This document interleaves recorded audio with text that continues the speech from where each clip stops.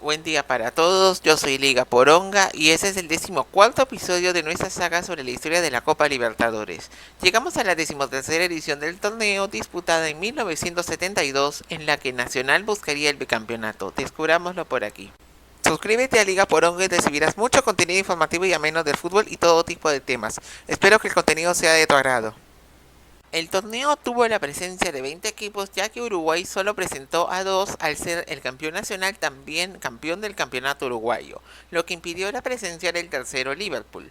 El presidente de la Confederación Sudamericana de Fútbol, Teófilo Salinas, confirmó la continuidad del torneo ante las voces que pedían su cancelación por los incidentes de violencia reportados en la edición anterior.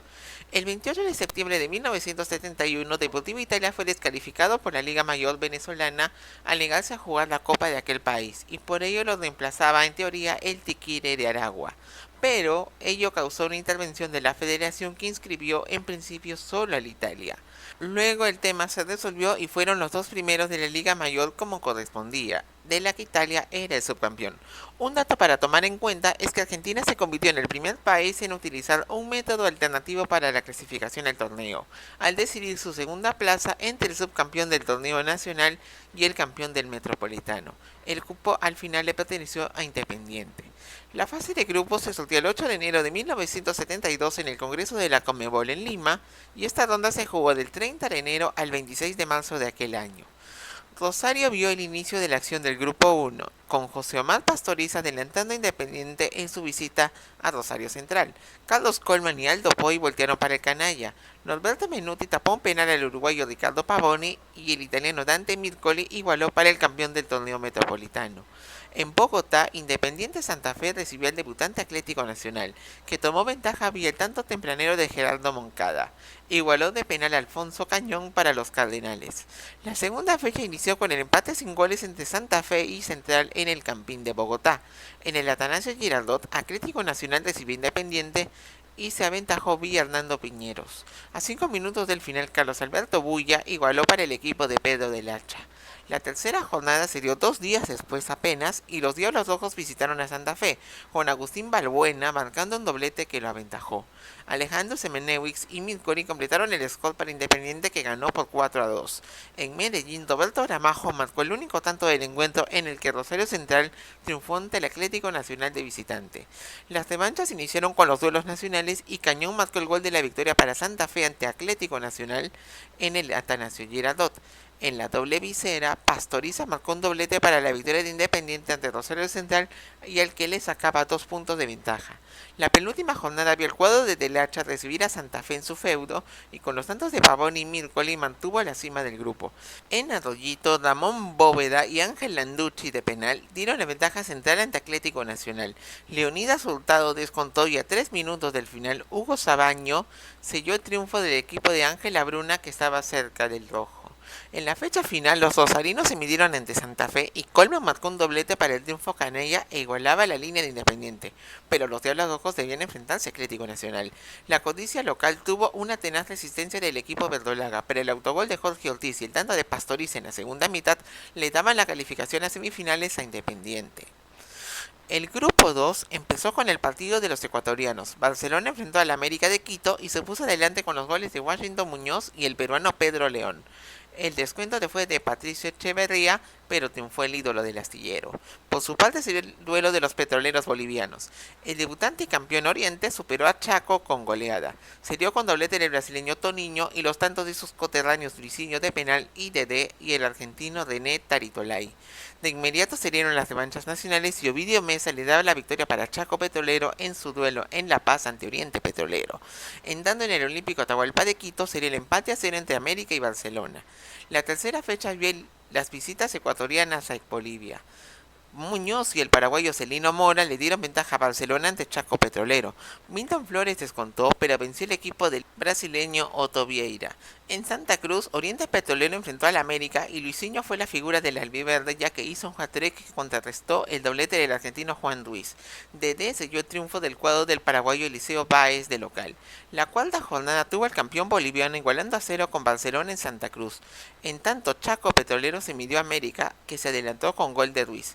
Mesa lo empató y en los instantes finales el uruguayo Ángel Marín dio la victoria al equipo de Jorge Araque. En las dos fechas finales se disputaron en Ecuador. En la penúltima fecha, Barcelona recibió al Chaco Petrolero y lograba su clasificación a semifinales tras goleando con las anotaciones de Alberto Spencer, Muñoz y León en el Estadio Modelo de Guayaquil. Mientras tanto, América se midió ante Oriente Petrolero y se recuperó con doblete de Marín y el gol del uruguayo Eduardo de María para el Cebollita. La última jornada tuvo a Luisinho con la ventaja para Oriente Petrolero ante Barcelona en Guayaquil. 9 minutos después lo igualó Jorge Bolaños para el ídolo en el Modelo. El grupo se cerró en el Atahualpa, donde América superó a Chaco Petrolero con el solitario tanto de Marín que lo dejaba en el segundo lugar. El inicio de la competición se dio por el grupo 3 en Belo Horizonte. Terto y Toninho Guerreiro daban la ventaja al Sao Paulo frente al Atlético Mineiro en duelo de debutantes, pero Vanderlei Paiva y Darío pusieron el empate para el campeón brasileño. 3 semanas después se dio el clásico del fútbol paraguayo. Clemente Rolón dio la ventaja a Olimpia frente a Cerro Porteño. A solo un minuto del final lo empató Hugo Talavera. La segunda fecha vio las visitas paraguayas a la tierra de los campeones del mundo. Sao Paulo recibió a Olimpia y con los tantos de Guerreiro, el uruguayo Pedro Rocha y Toninho venció en el Morumbí. Américo Godoy lo empataba parcialmente. En el Mineirao, Darío aventajó al Mineiro frente a Cerro Porteño. No obstante, el Ciclón marcó el empate con Severiano Irala iniciada la segunda mitad. Pero en la tercera jornada del cuadro del argentino Néstor Rossi se llevó una goleada de parte del Sao Paulo. Toniño, Secados, Rocha y Guerreiro dieron el triunfo al tricolor paulista. Por su parte, Atlético Mineiro sumó su tercer empate consecutivo al igualar a cero con Olimpia. Y el Galo sumaba su cuarto empate al hilo en el duelo de vuelta que tuvo con Sao Paulo en el Morumbí. En Parque Sajonia se daba la revancha de los paraguayos. Crispín Berza aventajó a Olimpia ante Cerro Porteño, pero lo empató Saturnino Arrúa. En la segunda mitad, Lorenzo Jiménez y Lobo Diarte dieron un gran triunfo al decano. Luego Olimpia recibió al Atlético Minero que tomó ventaja vía Ronaldo y Darío. Alcides Sosa y Berza igualaron. El gol de este último causó reclamos por una falta previa no cobrada y motivó la expulsión de Darío, Ronaldo y Odair y de Berza por los paraguayos. El primero de ellos cambió de camiseta y fue expulsado otra vez al se detectar a su viveza. Fútbol sudamericano, mis estimados. Romeu y Humberto Ramos agredieron al árbitro y se fueron por la misma vía. Duelo suspendido y de esta forma Olimpia ganó el encuentro porque Mineiro tenía solo 6 jugadores. 3 días después, un disminuido Galo visitó a Cerro Porteño y a Rúa de penal le daba la victoria al Ciclón y eliminaba a los dirigidos por Tele Santana. Luego llegaron las visitas del Sao Paulo. Primero ante Cerro, que se puso arriba con doblete de Félix Marín y tanto de Arrúa. Guerreiro descontó, pero el Ciclón ganó. Aunque quedaba fuera al tener Olimpia y Sao Paulo también 6 puntos, y ambos se medían en el duelo final de la zona en el Parque Sajonia. En la segunda mitad se resolvió el asunto. C. Carlos dio el triunfo al equipo de Alfredo Ramos, que así se clasificó a semifinales. El clásico del fútbol peruano comenzó la acción del grupo 4. Juan Rivero adelantó a Alianza Lima frente a Universitario. No obstante, el cuadro crema remontó y con los goles de Percy Rojas y Osvaldo Ramírez se llevó la victoria en su estreno. En el Nacional de Santiago, el debutante Unión San Felipe se adelantó ante la Universidad de Chile vía Ricardo Rojas y el uruguayo Yuri Van Hofer. Claudio Gallegos descontó, pero Fernando Carballo aseguró el triunfo para el campeón chileno. Llegaron las visitas peruanas a Santiago. Primero lo hizo Alianza Lima ante la Universidad de Chile, donde Teófilo Cubillas y Jaime Barrera marcaron dobletes. No obstante, el autogol de Víctor Villalobos marcó la victoria para los íntimos. A los 3 días, los blanquiazules igualaron a cero con San Felipe y ambos acabaron con 10. Llegaba el turno de Universitario. Primero se midió con la Universidad de Chile, que fue dominante y ordenado. El argentino Juan Sarnari le dio triunfo a los de Ulises Ramos como local. 4 días después, el equipo del uruguayo Roberto Escaroni se impuso a Unión San Felipe. Héctor Bailetti fue la figura con un doblete que le daba el triunfo al equipo crema. Rojas siguió el marcador y marcó el gol del descuento Jaime Ramírez. Las revanchas tuvieron el clásico peruano, que tuvo un defensivo y poco vistoso primer tiempo. Después se dieron los doletes de Cubillas y Rojas, que dejaron el encuentro con empate a 2. Al día siguiente se enfrentaron los mapochinos y la Universidad de Chile se adelantó vía Jorge Socias. Lo empató Heriberto Briones para San Felipe y a un minuto del final Sarnari le daba el triunfo a la U. Llegaba el turno de las visitas chilenas a Lima. Primero lo hizo San Felipe y Cubillos marcó de penal el único tanto para que Alianza Lima triunfe y lo elimine. 3 días después el campeón chileno cerró su participación empatando a 0 con Universitario. Llegaba el turno de la Universidad de Chile que se adelantó ante Alianza Lima con los tantos de Jorge Spedaletti y Francisco Las Heras. Víctor Segarra hizo doblete para igualar, Spedaletti y Cubillas daban el empate a 3, y Sandani anotó el gol triunfal para el cuadro azul y dejaba fuera al equipo íntimo. Los dos equipos universitarios jugaron el partido decisivo del grupo. Ramírez y Rojas daban la ventaja universitaria frente a la Universidad de Chile, y que bastaron, pese al descuento de Sanari, para que el equipo de Scarone consiga el pase a las semifinales. El grupo 5 inició en Palencia, donde el cuadro local recibió al Deportivo Italia, que tomó ventaja con el brasileño Rui da Costa. Chabogo marcó el empate para el campeón venezolano como local. El grupo lo completó Peñarol, que se estrenó visitando al Italia y venciéndole con el tanto de Julio César Jiménez en el Estadio Olímpico de Caracas. La siguiente fecha tuvo al Carbonero dirigido por Ondino Viera enfrentando a Valencia. Rubén Corvo adelantó al aurinegro y el argentino Horacio Cirincione lo empató. Su coterráneo Daniel Quevedo dio triunfo al equipo charrúa. Las revanchas iniciaron con el duelo de los venezolanos, que fue favorable al Italia, ante Valencia, el que venció con doblete de Mario Mateo en Caracas. El equipo de Elmo Correa viajó a Montevideo para enfrentarse a Peñarol. El brasileño Alcir le dio la ventaja y parecía que se repetía la hazaña de Río, pero no. Corvo, el argentino Chango Díaz, Quevedo, Alberto Martínez y Milton Viera le daban la goleada de clasificación al Carbonero.